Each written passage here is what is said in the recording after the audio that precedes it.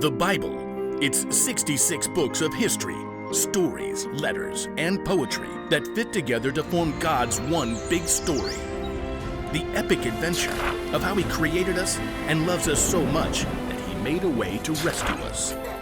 As we travel through the Bible, from Genesis to Revelation, we discover people who met God and found their lives changed forever.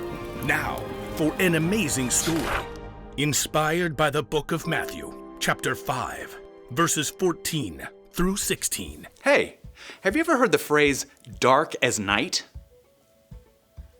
When we talk about darkness, we usually just mean dim light. At nighttime, there's a nightlight by your bed, a hall light on somewhere, maybe a light over the kitchen sink when you get a drink. If you step outside at night, there's a porch light. Street lights probably mark the way through your neighborhood. And if you live in or near a city, the sky itself glows at night. Even if the power goes out, there's always a flashlight or phone light handy. But now, I want you to think about a time before electricity. The time when Jesus walked the earth. The sun is slowly setting. It dips closer and closer to the horizon. And then suddenly, it's dark. Really dark. Deep pitch black. So dark, you can't even see your own fingers wiggling in front of your face. There's no light switch to flip. But if you're prepared, you can light a lamp. Whoa, that's better. Oh, in Jesus' time, many homes had small lamps like these that burned oil drawn up through the wick. Now, you can't get much done around the house holding an open flame in one hand, so in the main room of these houses, you would find a lampstand.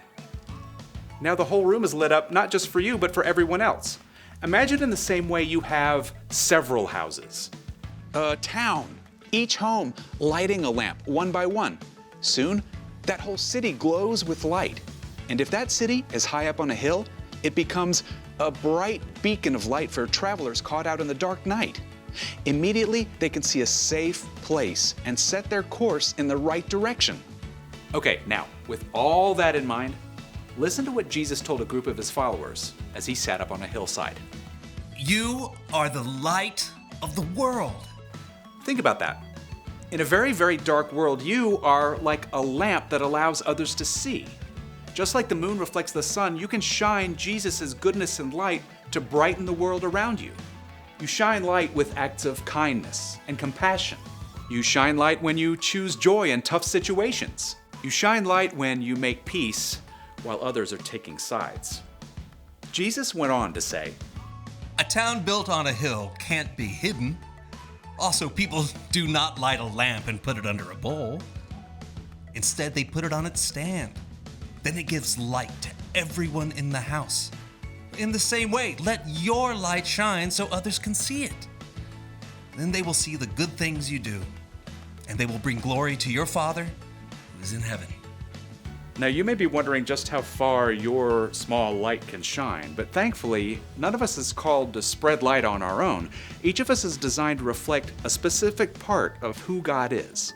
When we reflect God's light through acts of goodness, our small point of light joins up with light reflected by other Jesus followers in our neighborhoods, towns, cities, countries, all across the world. So whenever the world seems dark, remember what Jesus has already said is true about you. You are the light of the world. And with the power of God's Spirit, you can spread the light of God's goodness anywhere you are and anywhere you go.